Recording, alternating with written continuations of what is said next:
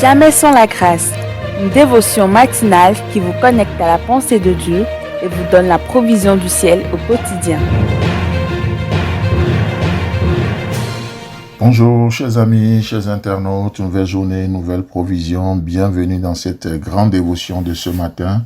Aujourd'hui, 7 ans jour pour votre émission Jamais sans la grâce. Gloire à Dieu et merci à chacun. Merci d'avoir fait ce chemin avec nous. Que Dieu vous bénisse. Grandes sont les choses que le Seigneur a faites et grandes et merveilleuses seront encore les choses qu'il fera et qu'il veut faire les 7 prochaines années qui sont devant nous. Que toute la gloire lui soit donnée et merci à vous. 1 Jean chapitre 4, le verset 20. Si quelqu'un dit « J'aime Dieu » et qu'il hait son frère, c'est un menteur. Car celui qui n'aime pas son frère qu'il voit, comment peut-il aimer Dieu qu'il ne voit pas? Alléluia. Vous savez, hier on parlait de ce verset et Dieu, dans son amour, nous donne un filtre. Le filtre de l'amour. Le filtre, le test pour nous-mêmes, afin de nous délivrer de nos illusions, afin de nous délivrer de... Oui, parce que parfois nous planons trop, nous ne sommes pas dans la réalité des choses. On a la doctrine peut-être, mais on n'a pas la vie de la doctrine, vous voyez? Et Dieu nous amène maintenant dans la réalité. Il dit, tu aimes Dieu? Dieu met à côté de toi un frère, une sœur, un patron, un voisin, quelqu'un à aimer. Un prochain.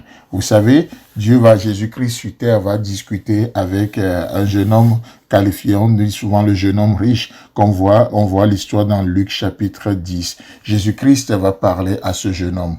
Il va dire, oui, mais aime Dieu de tout ton cœur et va lui rappeler simplement les lois suite à la question que le jeune homme a posée.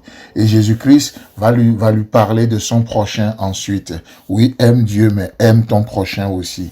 Et ce jeune homme, par rapport à Dieu, il va dire, mais j'ai obéi à tout ça depuis mon enfance. Et on continue la discussion. Et là, il va poser une question à Jésus. Et la question, c'est, qui est mon prochain? Parce que ce jeune homme veut distraire quelque part Jésus. Il veut passer entre ses mains. Il ne veut pas faire face à la réalité. Et à sa question, qui est mon prochain? Jésus-Christ va lui raconter une histoire. Et nous connaissons toute cette histoire en nous qualifiant de l'histoire du bon Samaritain. Le Lévite qui passait par un endroit, il a vu un homme qui a été blessé, meurtri par les brigands et il va passer outre. Le prêtre qui va passer aussi, il va voir le blessé, il passera outre. Et la Bible nous dit qu'il y a un Samaritain qui voyageait, c'est-à-dire il a un objectif, le temps est contre lui et tout est déterminant, mais ce Samaritain va essayer de mettre tout ça là de côté pour prendre soin de son semblable, pour prendre soin de ce blessé. Et Jésus, à la fin de son histoire, de cette histoire qu'il a racontée à ce jeune homme, Jésus va lui poser la question, maintenant, qui a aimé son prochain? Qui est le prochain de l'autre? Vous savez qui est le prochain de l'autre? Alors que le jeune homme posa la question plutôt, qui est mon prochain? Jésus-Christ va l'amener à devenir lui prochain de quelqu'un. Et ça, c'est la pensée, la philosophie de notre Dieu. Parfois, nous sommes pris dans nos pensées, qui est mon prochain? Et Jésus dit, peut-être tu ne vois pas qui est ton prochain, mais je veux t'amener aujourd'hui, toi, à devenir le prochain de quelqu'un. Oui, mais qui peut m'aimer? Oui, peut-être il y a personne qui t'aime, mais moi, aujourd'hui, je veux t'amener à aimer quelqu'un. Oui, les gens ne me pardonnent pas quand j'échoue, d'accord? Mais aujourd'hui, moi, je veux t'amener à donner le pardon à quelqu'un. Vous voyez, ça c'est la pensée de Dieu, c'est une pensée élevée. C'est pour ça que la Bible dit que ces pensées ne sont pas nos pensées, ces voix ne sont pas nos voix.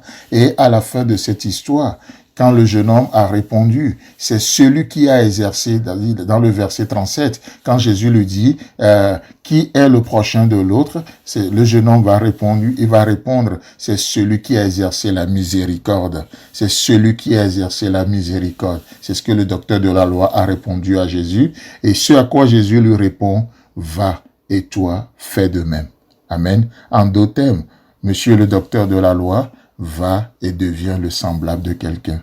Va aujourd'hui et aime quelqu'un. Va aujourd'hui et pardonne quelqu'un. Va aujourd'hui et fais miséricorde. Va aujourd'hui et communique le cœur de Dieu. Va aujourd'hui dans cette journée, fais grâce à quelqu'un. Oh, la question n'est pas qui peut me faire grâce, mais la question c'est à qui je peux faire grâce aujourd'hui. Dieu renverse la tendance. Dieu nous amène à penser autrement. Et ça, c'est la pensée, le cœur de Dieu. Chers amis, chers internautes, que Dieu vous bénisse. Et si Christ tarde à venir, on se retrouve demain.